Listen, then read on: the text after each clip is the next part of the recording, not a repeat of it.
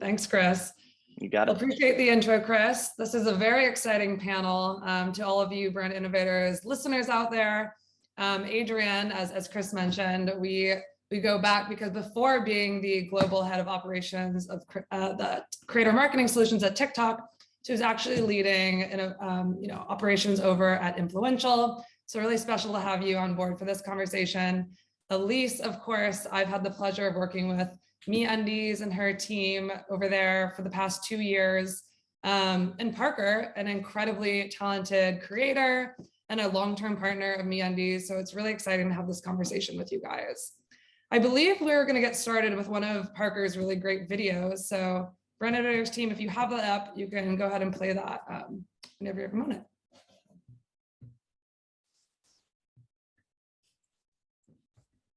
We'll see if it goes. Here we go.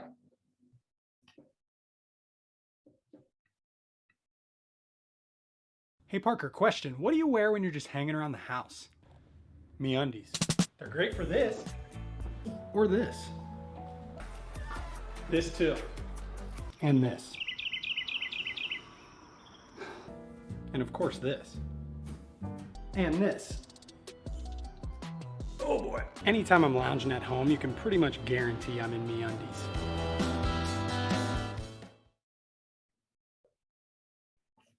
Thanks so much. So that was one great example of all the amazing content that Parker has created for MeUndies.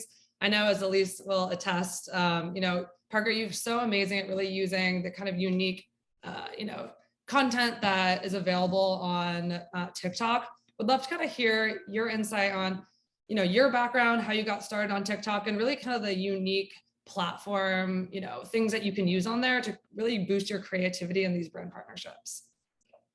Yeah, absolutely. So I am a Los Angeles-based content creator, originally from Ohio, and I joined TikTok during the pandemic with quarantine. Honestly, my wife was spending a lot of time on there, and she was like, you know what? You love making videos, you like doing weird stuff, you might as well jump on board and see what happens. And that was about a year ago, and things have just kind of blown up. I've really, really loved it just because it's something that I recognize very early kind of has an allowance for any level of, there's not really a barrier to entry. Like, you can create stuff with your phone, you can create stuff with a cinematic camera, and it all fits within the space. There is an audience for quite literally everything.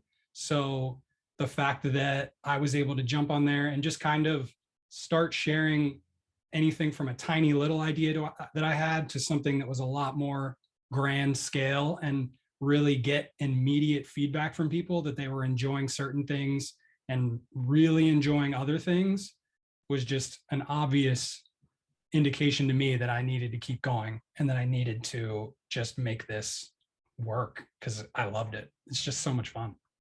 Definitely. Yeah, it's so much fun. That is a good point. And it's something I know in kind of our initial conversations, Adrienne, there's something about TikTok with all of the kind of transitions and fun edits that you can do that makes it so much more accessible, not only to brands and creators, but really those partnerships to kind of have your unique voice and make sure that, you can really create something that's unique to you.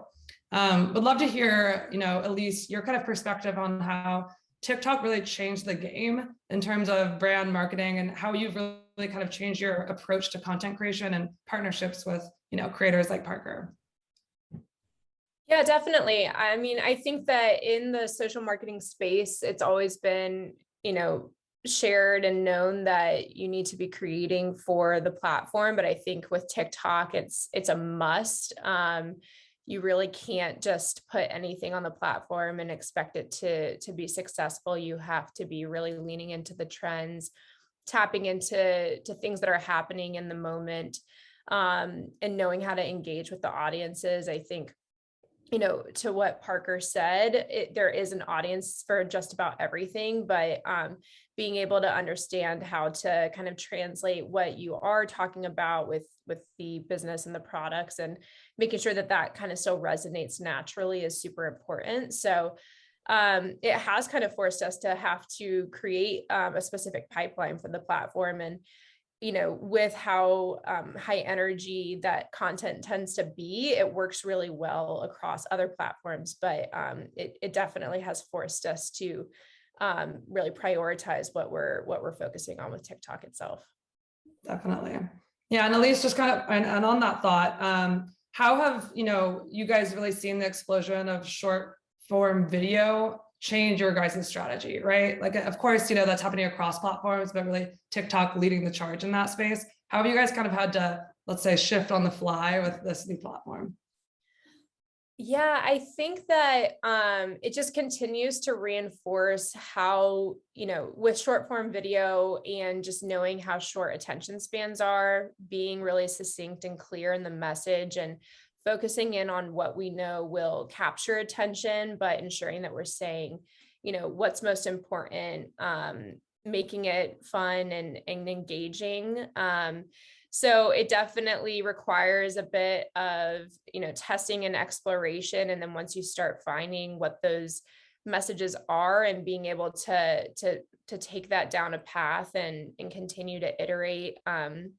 And so we've been able to identify a few things that have especially worked. And then again, coming back to the platform itself and leaning into new trends or what may be especially resonating with the audiences. How can we kind of take the messages that we need to get across, but make sure that it is going to engage the audience in real time. So definitely have to be acting quickly and be willing to kind of test and learn quickly as well, but still make sure that we're very clear and to the point in what we're saying.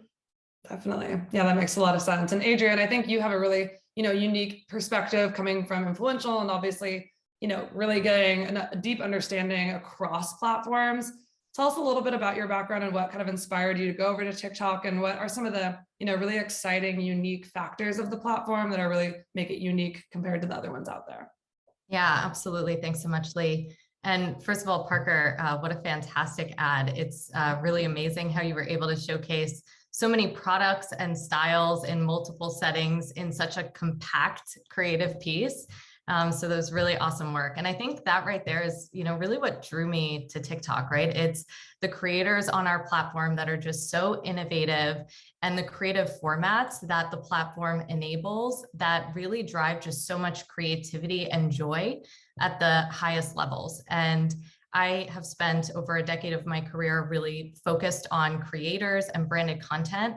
And as someone who is as passionate about the creator economy as I am, I couldn't imagine a better place to be than an entertainment platform like TikTok that really embraces the creator community in the way that we do.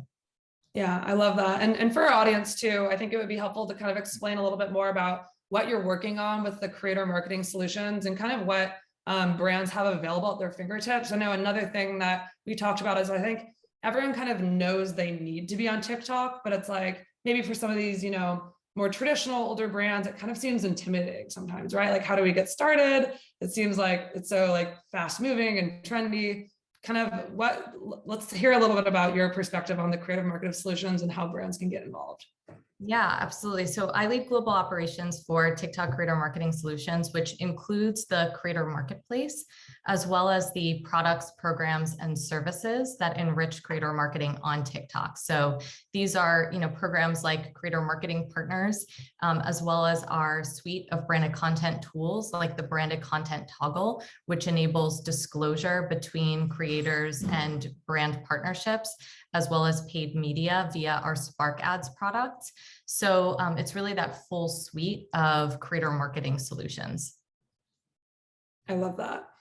Very awesome. And one thing, Parker, I think you mentioned too, is I think from the creative perspective, it's really interesting how you mentioned when you create these videos, you get such immediate feedback from your audience. How have you been really understanding what your audience looks for, like what makes them tick, what they love, so that you can kind of curate your content to make, that resonate best and also figure out what the best partnerships would be on the brand side? Sure. To be completely honest, an overwhelming majority of my content is creator prompted. One of my favorite things about the platform is being able to directly answer a comment as a video prompt. I think that's super unique to TikTok and something that I find has really encouraged me to stay extremely active on the platform. And then just in terms of figuring out the right partnerships, I literally have people asking me questions. So when I see specific things coming in more regularly than others, obviously I can, surmise that that is something that is more and more people are probably curious about or might be curious about, and they don't even realize that they are yet. So for me, number one thing is always ensuring that a partnership is a product that I'm actually a fan of and that I truly do use, like MeUndies. It's quite literally the only undie I have in my drawer. They are a fantastic product and I've loved them far longer than we've been working together. So it was a pleasure, and it is a pleasure to continue working together.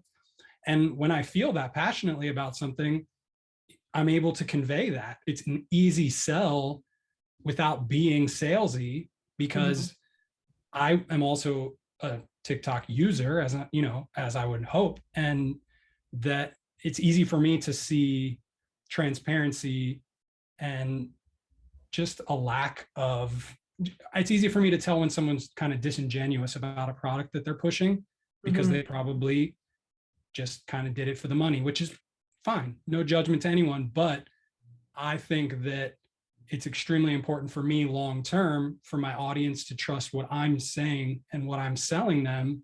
And the more that I can be as genuine as possible about that, the better it's going to end up in the long run, both for me as well as for the audience that's engaging with me, as well as the brands that I'm partnering with. Because I would always prefer to partner. I would much prefer to partner with a smaller number of brands on a recurring basis to make sure that people understand, oh, wow, he talks about MeUndies a lot. I should probably try them. They seem pretty legit. 100%. I think that's music to my ears, a lot of the listeners' ears. Is that I love, at Influential, we kind of float around the term NASCAR bumperhood of influencers. Like occasionally you see those influencers who, like, every other post, it's some different, brand. So I think, a lot of the, buzzwords are authenticity, right? Like, how do we find these authentic partnerships between brands and creators and influencers? So I love hearing that from your perspective. Elyse, would love to hear kind of, from you on how you guys think about it at MeUndies. Obviously, you guys have such a strong brand. How do you guys figure out, like, what are the best types of creators and individuals to work with, and how you're finding them?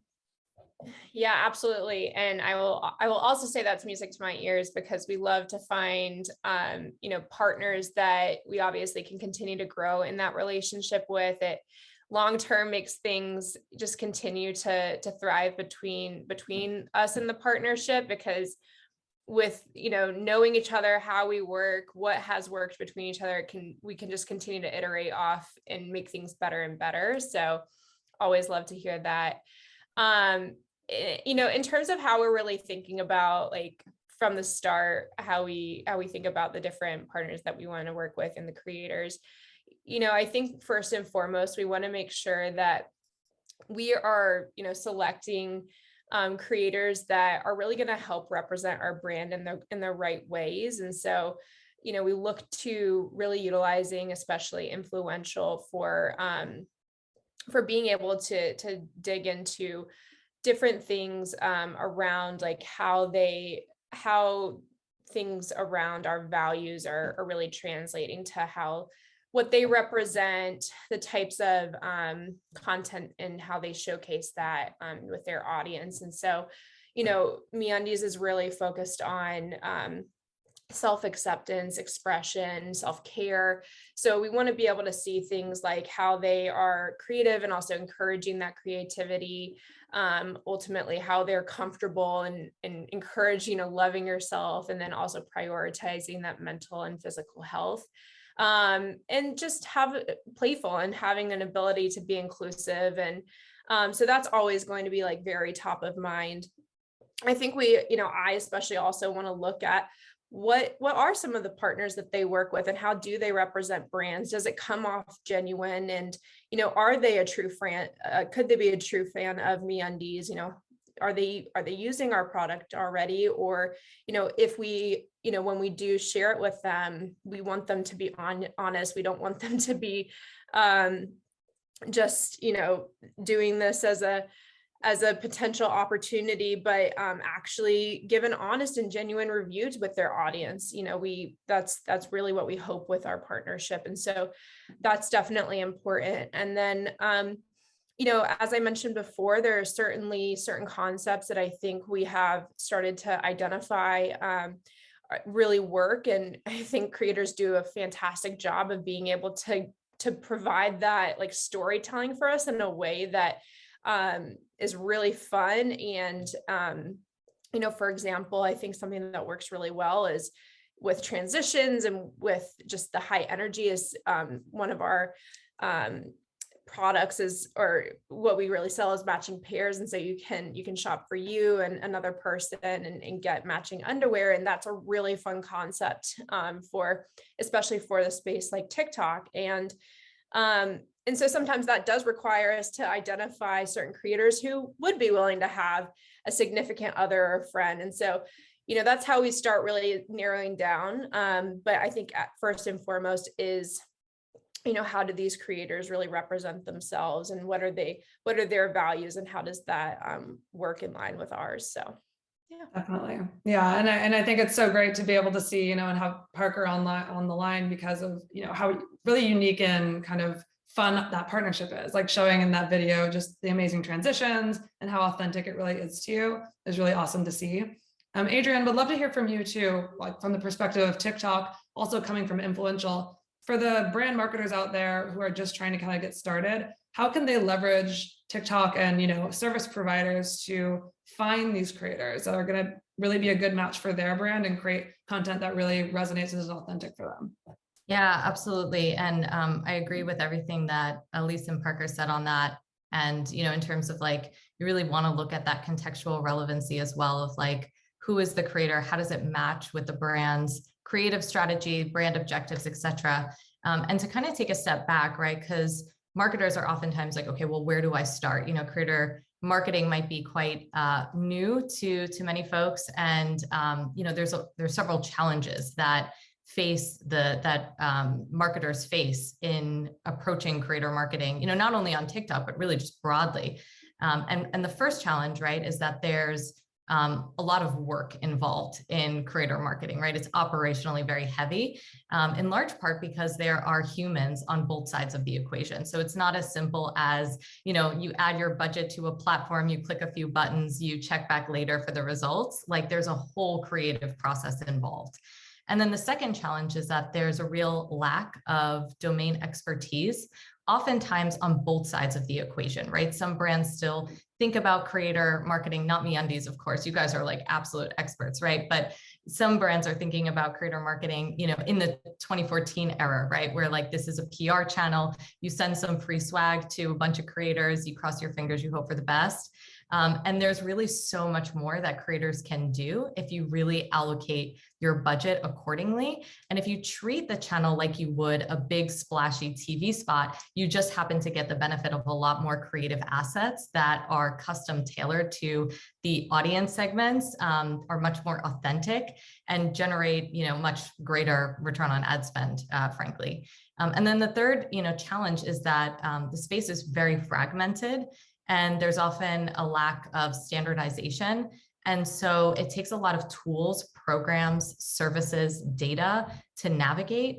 And at TikTok, we recognize that many brands, right, are, maybe not scoped or don't have the bandwidth or know-how to execute creator marketing campaigns effectively. And our mission at TikTok and for our team specifically at TikTok is really to make creator marketing easy. And it's a question we ask ourselves every single day, like what can we do to make creator marketing easy? And we center all of our efforts around that across so many different initiatives. And in addition to the innovative technology that we're building with, tools like the Creator Marketplace, one of the ways that we do that as well is through our creator marketing partners like Influential and others who, provide managed services to clients, really help them navigate all of this data and insights.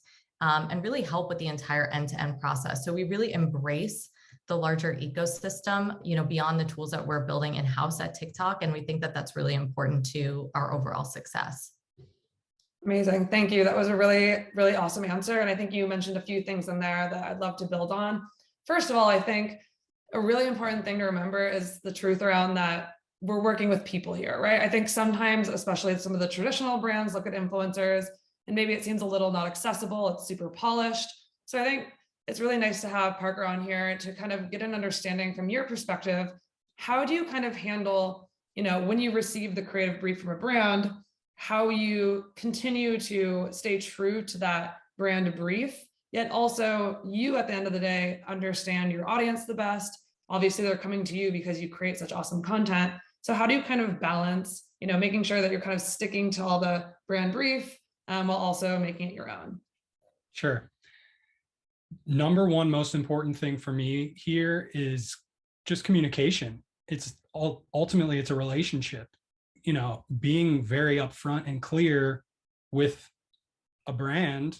MeUndies is fantastic because they allow a lot of creative freedom. It's one of the reasons that I love working with them on a regular basis. However, I've done plenty of jobs where it was treated a little bit more, quote unquote, old school, where things were they tried to be a little bit too rigid and clearly defined with what they wanted. And it ends up putting a bad taste in my mouth. And then that ends up being palpable to the audience. So number one is absolutely having the communication up front before any agreement is signed that, hey, this is the concept I'm thinking. This is kind of the direction that I was wanting to go in. Is that at all interesting to you? Do you have notes on that? Let's discuss this before we get to a place where I've already created the content that I saw and you say, oh, by the way, we like this, this, and this, because it's extremely frustrating from a creator side when I have to, again, creative notes and adjustments are expected. However, getting to a place where I have to almost restart on something that I've already spent my hard-earned, or I've already spent my time on, is extremely frustrating, and it could have been avoided would we have just communicated a little bit more clearly on the front end. And then also from the creator side, come in with like the phrase that I always have in my head is have a take, come in with a POV, come in with an idea, pitch yourself in a way that you're going to be respected, because you're not there just like, oh, I'm so grateful to be here, I'll do whatever you possibly need. Come in and allow the brand to understand that you too have experience here and you have a direction that you would like to go, as opposed to it just being a one-sided thing where you're being told what to do. Because ultimately, ideally, like I've talked about already, it will go really well and you'll be able to create this ongoing partnership. And then moving forward, that brand will understand, okay, we definitely want to work with Parker because we know he's going to come in professional. He's going to come in with an idea. And if it doesn't work for us, that's okay. We can workshop it. But ultimately, it's great because it's a partnership here. Because at the end of the day, these are partnerships. These are not just, you're not just hiring me as a traditional model to stand in a scene and get my picture taken. It's very different. Yeah, that's such a good point. Really, it is that communication and being able to take both sides of the equation and take the learnings and really expertise from both sides. And I think, Elyse, we'd love to hear from you because you have a unique position where, as Adrian was mentioning, it's not so much anymore like the PR team and just getting beautiful content, for your social pages. You are really leading the growth team over at MeUndies. And I think when D2C has seen such a massive, growth over the past few years, you guys have really led the charge, have such a strong brand. So how do you, one, leverage influencers to have their unique, take on the content and make something their own, while still making sure that you're creating content that at the end of the day is going to drive revenue, because that's what your goal is. So I'd love to kind of hear your perspective on how you balance that. Yeah, definitely. I mean, I think that, ultimately we we try to put a lot of the work in upfront so that we are not getting to a point that content has been created and we're having to give a lot of feedback. And so I think we rarely get, to the point where we're having to, provide any huge edits. And I think that really speaks to a lot of what Parker was kind of saying. We try to set the scene, we try to provide some strong guidelines, but we definitely want to work in like a lot of creative flexibility. We want to rely on the creator to be able to ensure that he or she is able to really take that and run with it and bring some new ideas to the table. We want to be clear in the brief. We want to take the selection process seriously so that we don't get to the point that content is being created and that we're surprised by what we're seeing. In terms of, I think that really paying a lot of attention to that process ensures that we are ultimately getting the right stuff that we can trust in, at least putting out there and feeling confident that it will succeed. And, of course, there's times that we definitely see differences between what's going to really be able to drive revenue and be kind of top performers. But I think that is, that's part of the job. We constantly are having to learn new things, and over time we're really trying to work together with the team at Influential to make sure that we're constantly focusing on what is working, how do we continue to move more in that direction, and still allow for the ability to test into newer areas. But there's definitely been content that I'm excited to see, but a little bit weary about how is this really going to perform. And then I've been very delightfully surprised. So, but I think a lot of it is just being very thoughtful in the upfront process and understanding that there's a balance between going into what will work well and then allowing the opportunity for things to potentially be a little bit risky, but the reward is also there too. Definitely. Yeah, I think you brought up an interesting point too. I think that, just in the world that we're living in right now, everything's moving to short form video. Everything is moving so incredibly quickly, especially, among Gen Z.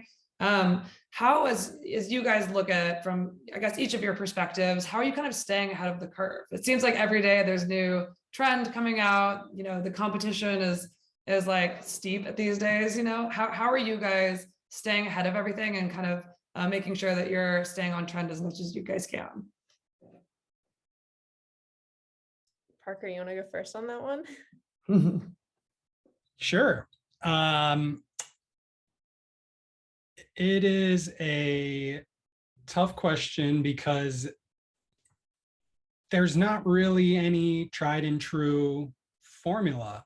You really have to be flexible. You have to be open to trying new things. You have to definitely be ready to fail, and almost view that as view the positive sides of that, and be willing to continue doing what you're enjoying doing and what's working for you, but also recognizing that can then become stale, not only from a creator's point of view. That's boring for me to just do the same thing all day. However, when something's working, you definitely want to stick with it. And then when you see it stop working, which is inevitable, start tinkering, and don't feel like you need to just jump ship. Do just small change 20% of what you're doing, rather than being like, okay, I've been doing old fashioned, people aren't enjoying it as much, so now I'm going to do like food, or like it's a giant jump like that is not the answer, obviously, but just being kind of open to trying different things and seeing what sticks. Because here today, gone tomorrow with TikTok, especially, even if something doesn't work, people will forget about it 5 videos later, and it's not a big deal. Yeah, I think that's a really, really good way to put it too, is especially thinking about how the content translates into ads that we could run for more than the week or two that maybe the trend is the most relevant. We have to kind of find the essence of the trend that is really more kind of like evergreen, and kind of lean into that, maybe then like the specific thing that is viral that day. And so, for example, like when we say the word the fun transitions, like the actual transition that might be cool today may be, different from a week ago, but the kind of essence of it being fun to watch people creatively showcase, how they can like make these transitions work, and what they, what that content can look like will still remain the same. So I think that to kind of what Parker said, it's not going 180 just because, maybe what worked last week doesn't work this week anymore, but kind of just continuing to work into what generally is working, and playing around with that until and kind of keeping up with it in that way. Definitely. Yeah, if I can add one more thing too, being, conscious of having something that, as Elyse said, is pretty evergreen in terms of format, and then peppering in the trendy stuff as kind of just like fun, he jumped on that one, or, but not feeling like that has to be the essential avenue of your content, because it's impossible and irrelevant a week later a lot of the times.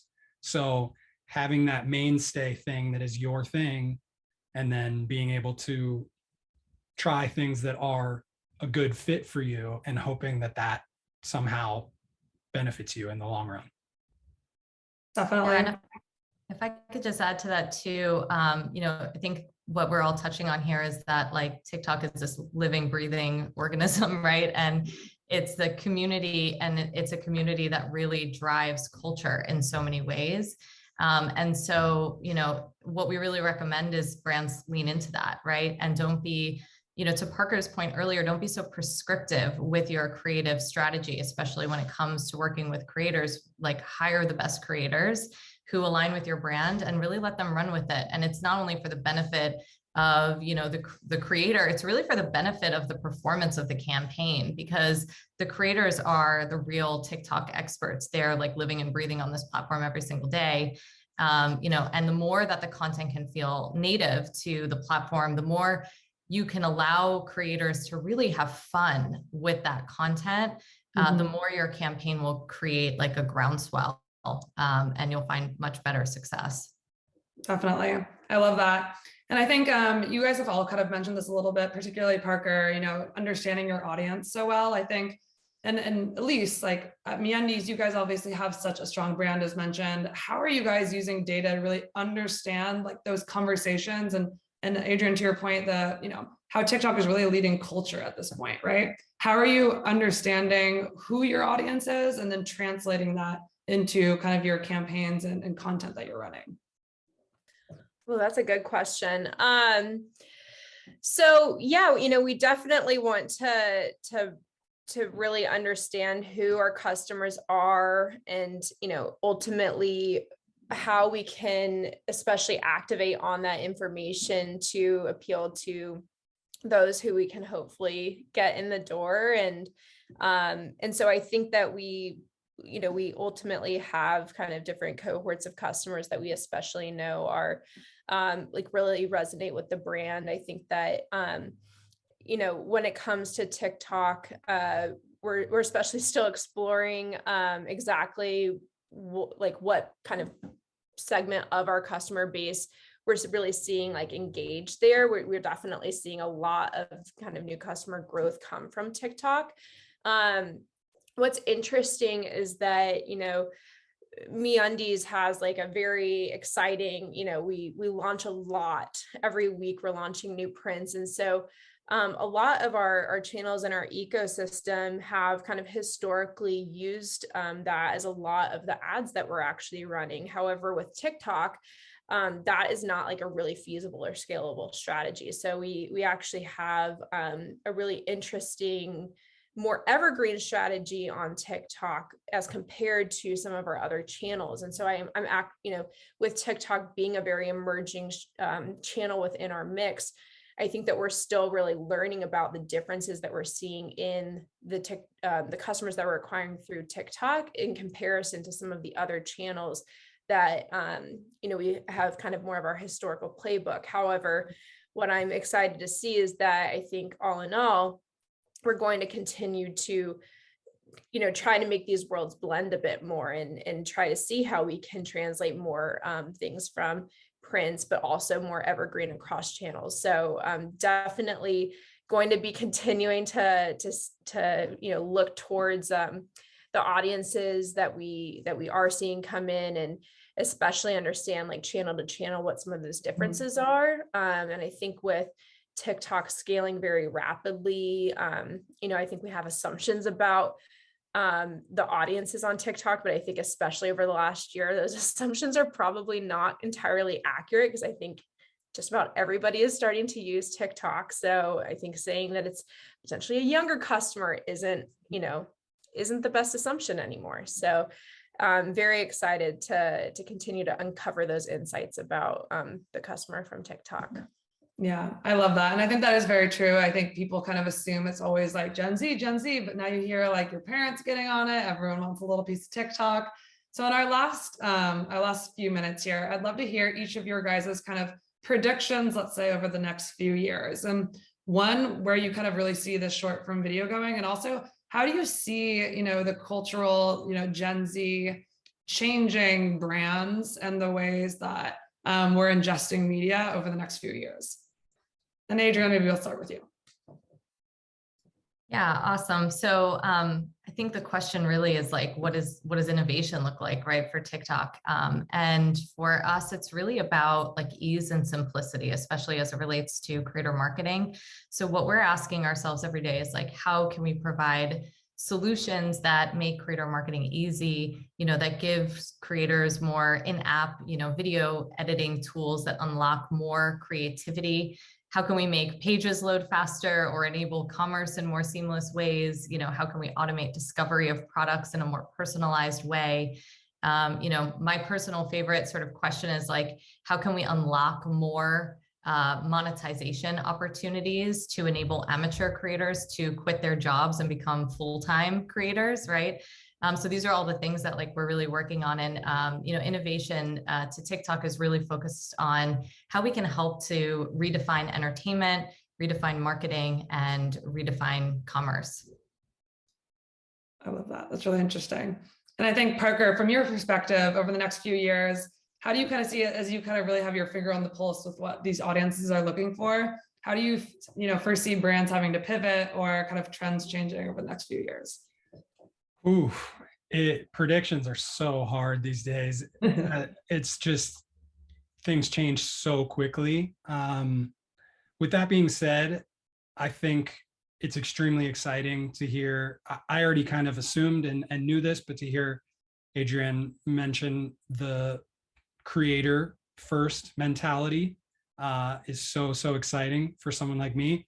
And honestly, I think the name of the game is transparency, just really making sure that companies are opening the door in a way that they never really have had to before, and showing whether it's their production processes or the people that work there, or just getting more and more personal and being as open as possible so that people can feel enthused about what they're buying, not just because they like the product, but because they can feel that the company is ethical or the company really cares about their customer, as in addition, obviously, to selling the product, but just really making sure that people are feeling good about spending their money, as opposed to just trying to satisfy the urge of purchase.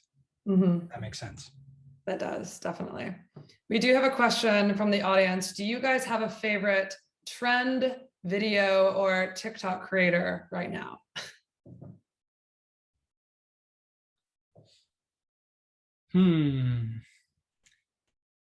Oh, I saw a good one recently. it's hard for me to always name a favorite, but I actually had a friend send this to me. Gosh, I'm totally blanking on the name, but it was, I can actually probably find it really quickly. It was somebody who was redoing brand logos, and it was obviously like, what is her name? Emily's TikTok.edu.